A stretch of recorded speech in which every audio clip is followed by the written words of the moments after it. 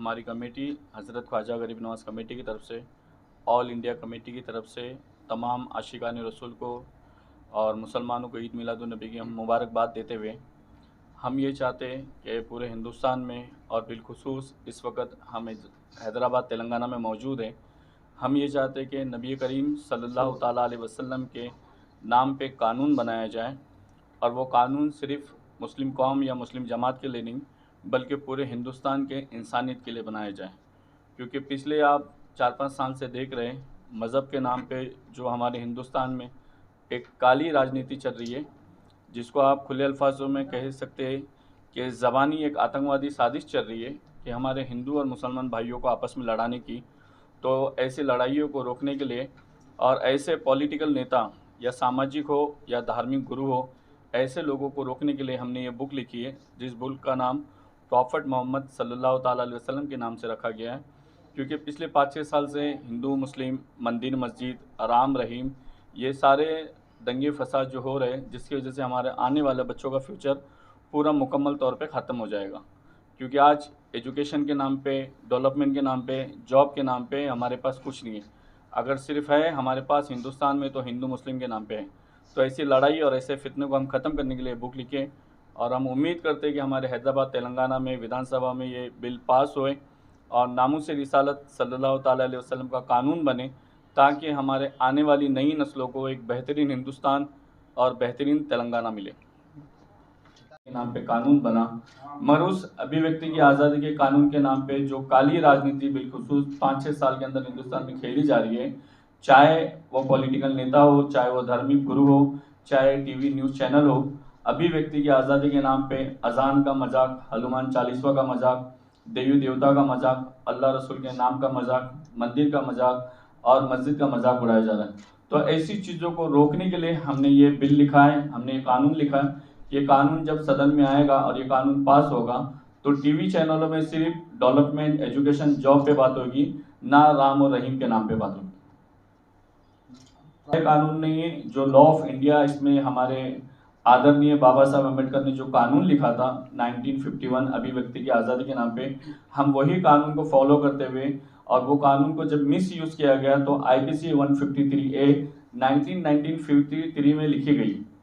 तो उस कानून को आज हमारी इंडियन पुलिस फॉलो नहीं करती है। अगर कोई अल्लाह रसूल की शान में गुस्ताखी करता है या कोई कॉमेडियर अपनी कॉमेडी एक्टिंग में देवी देवताओं के बारे में बुरा बोलता है, अगर हमारी स्थानीय पुलिस, चाहे वो हमारी हैदराबाद की हो या पूरे इंडिया की कहीं भी हो, अगर ताबड़तोड़ गिरफ्तार कर ले और उनको सजा दिला दे तो हमारा हिंदुस्तान अमन और चैन से सुकून से रहेगा। आप जो अभी बुक लिखे हैं जी, शरई कानून के हिसाब से नाम से अभी देने के बावजूद भी फिर अगर कोई दूसरा अपने कानून अपने हिसाब से कोई बुक अगर लिखा है तो उसका क्या होगा? सबसे पहली बात सर, ये शरई कानून नहीं है। हम हिंदुस्तानी हैं और हिंदुस्तानी मुसलमान हैं और सुन्नी आशिक रसूल मसलक के आला हज़रत को फॉलो करने वाले। और दूसरी बात, हम बाबा साहब अम्बेडकर को, संविधान को मानते हैं। हिंदुस्तान के आइन के मुताबिक सर्वधर्म सम्मान, यानी हर धर्म जो है हमारे हिंदुस्तान में इज्जत के लायक है। और हमने कोई भी इसमें शरई कानून नहीं लिखा है कि चोर चोरी करेगा तो हाथ काट दिया जाए या रेप करने वाला रेप करेगा तो उसको 100 कोड़े लगाए जाए।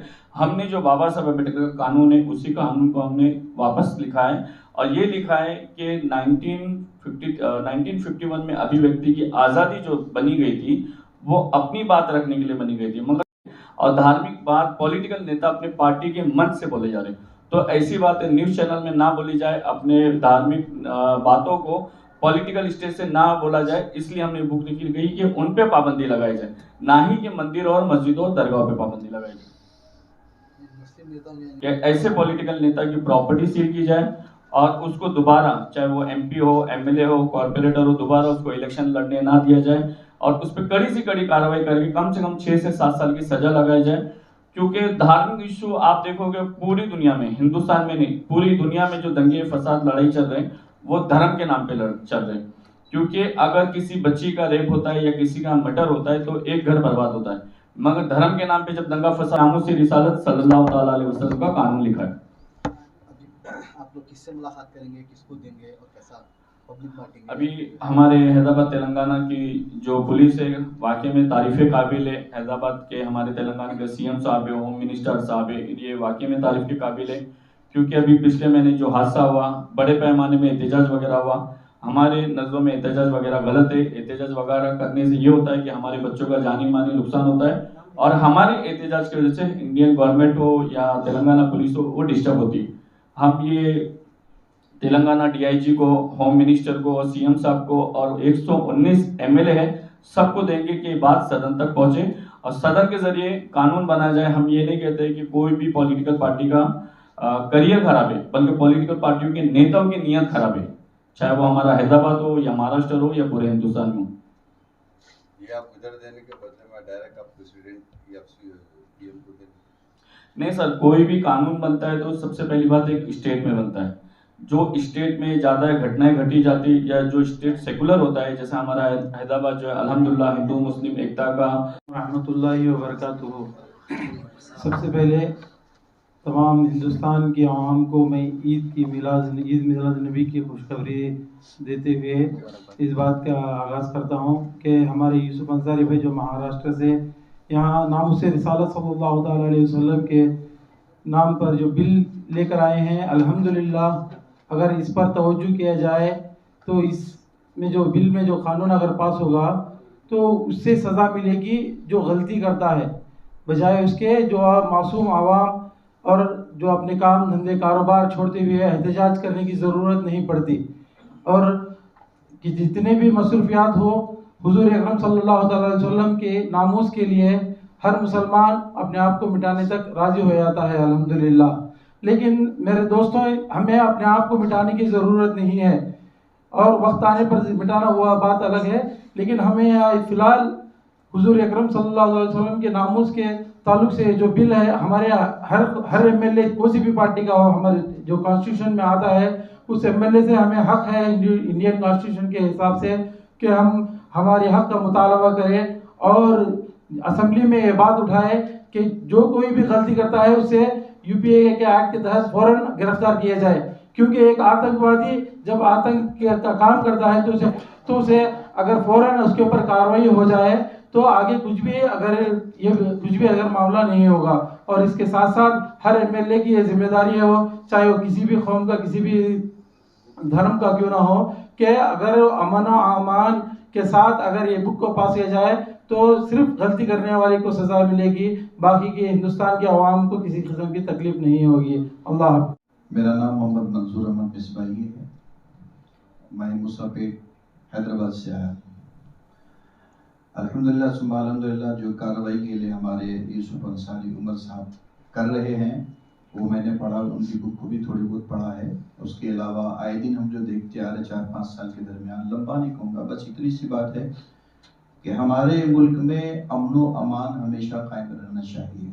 वो उसी वक्त में कायम रह सकता है जबकि किसी दूसरे मज़ाहिब पर उंगली ना उठाया जाए। इस्लाम का दर्स भी है अमन व अमान, अमन से ईमान बना है। तो इससे साफ जाहिर व बाहिर है कि हम जब किसी के देवी देवता पर उंगली उठाएंगे तो वो हमारे मज़हब पर भी उंगली उठाएगा।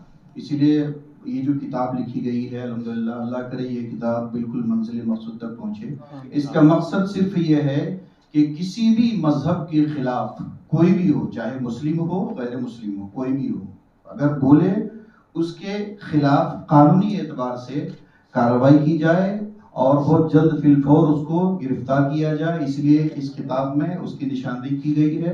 अल्लाह करे कि ये किताब मकबूल भी हो और ये किताब में जो हम गुजारिश करने की कोशिश की है, हुकूमत इसको निगाहों में रखते हुए ये कानून पास नहीं करे।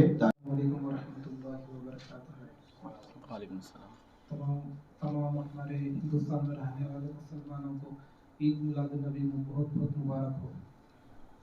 हमारा अपील यह है कि तमाम हिंदुस्तान के जितने भी पॉलिटिकल पार्टीज हैं और हमारे एज पर कॉन्स्टिट्यूशन पूरे हिंदुस्तान में किसी को भी तकलीफ नहीं होगा, कौन से मज़हब को भी तकलीफ नहीं होगा। एक ऐसा कानून बनाओ ताकि कोई भी बंदा, चाहे देवा देवती हो, हमारे प्रॉफिट मोहम्मद मुस्तफ़ा सल्लल्लाहु अलैहि वसल्लम को, ईसा रूहुल्लाह अलैहि सलाम को, किसी मज़हब के जो बड़े बड़े हमारे शख्सियत हैं इसको बुरा भला ना बोले। सिर्फ मुसलमान नहीं, चाहे वो हिंदू हो, क्रिश्चियन हो, कोई भी मज़हब हो, ताकि एक इंसान गलत बोलने के वजह से पूरी मजहब के लोगों को बहुत तकलीफ पहुंचती है।